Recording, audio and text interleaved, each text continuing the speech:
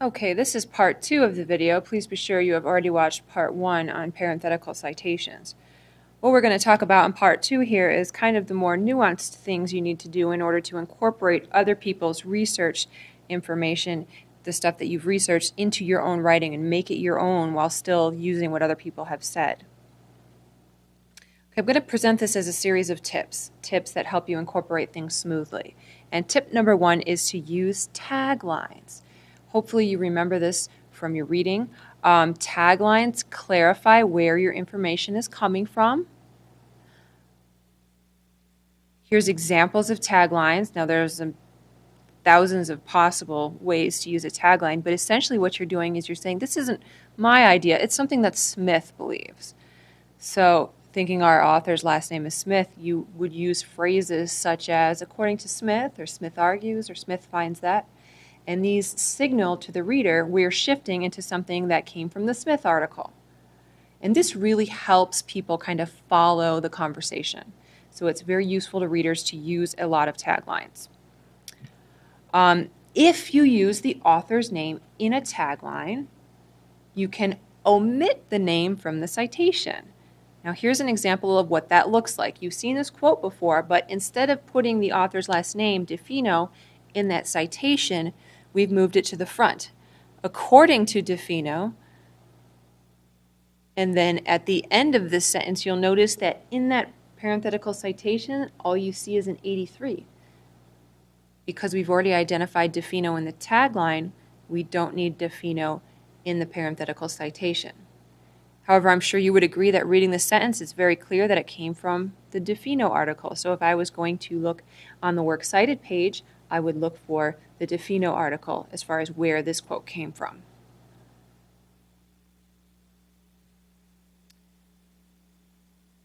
Here's another example of what it looks like when you use a tagline. This one doesn't have a quote, and this one uses the author Lilacs. Lilacs asserts that it's as if we, the viewers, are sitting beside Tony Soprano as he commits his deeds. He never faces the camera and directs his violence towards us. Now, this is not Lilacs' exact words. It's a paraphrase or summary of something Lilacs has said. And instead of having Lilacs in that final citation with the page number 49, we put the tagline in front. Lilacs asserts, and then that 49 is just a page number.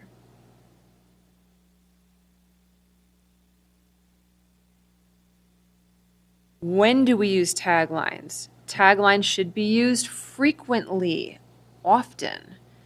A lot of times people make a mistake of thinking, well, this is my paper, I don't want to put too many taglines, but no, you're not pretending that this is your own ideas and thoughts. It's absolutely fine to acknowledge that these came from other people. So as a rule of thumb, at least half of your citations should be using those taglines. They help eliminate confusion as to where information comes from, and they're especially helpful when you're trying to introduce the source of a direct quote. What can be very off-putting to a reader is when all of a sudden, whoa, there's a quote that comes in out of nowhere, and we don't know who's talking or where that quote's coming from. So almost always try to introduce any direct quote with some kind of tagline that introduces the quote that's about to come up.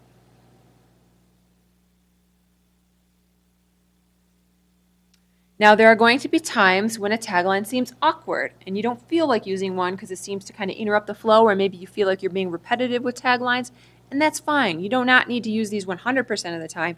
I'm just saying you should be in the ballpark of about half the time using these taglines. All right, the next tip in our series is to paraphrase first, and what that simply means is that your first choice should always be to put something in your own words because it is your paper. However, there are times when there's a quote that's particularly vivid detail or it's very well written, and that's what you quote directly. Usually, you don't even need to quote whole sentences, though. You would only quote the best words and phrases that help you, that quote that serves as a descriptive detail.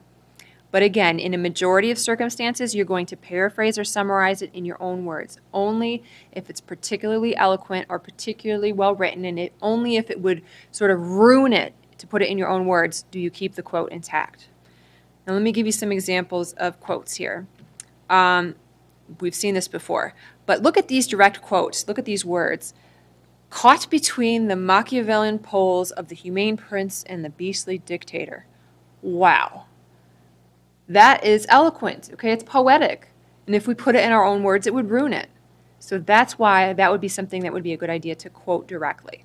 But you'll also notice that that quote, in and of itself, is not a complete sentence. So we're not even quoting a whole sentence. We're only quoting this most awesome poetic phrase that we have. So note that it's eloquent, and again, of course, note that it is only part of an actual sentence.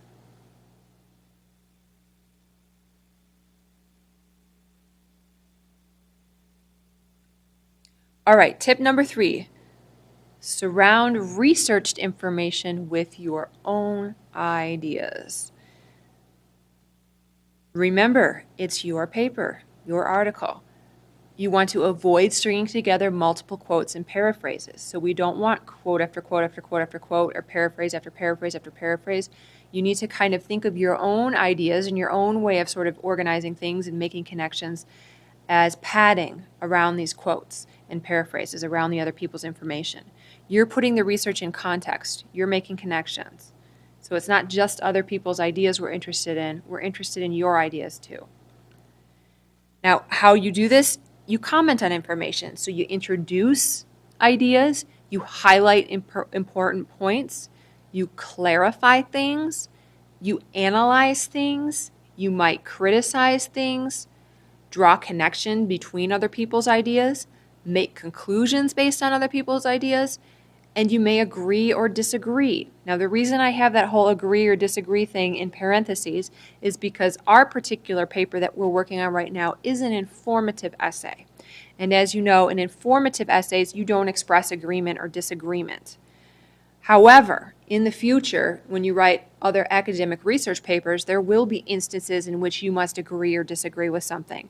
And so in those cases, that might be part of how you tie together other people's researched information.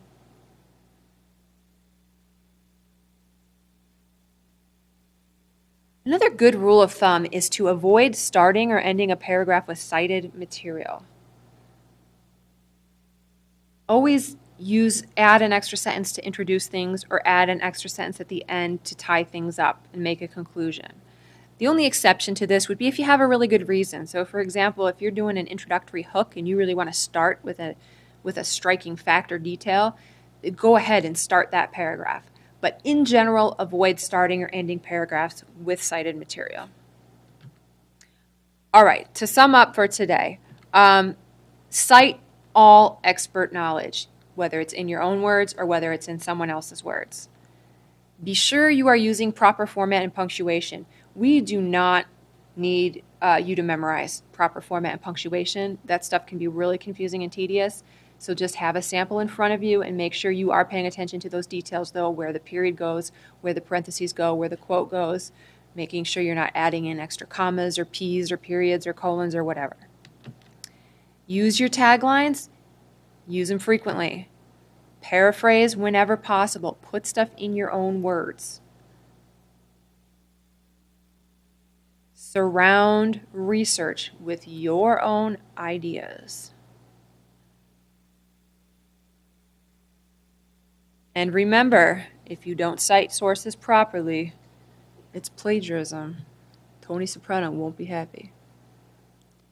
This concludes the part 2 video. You're done.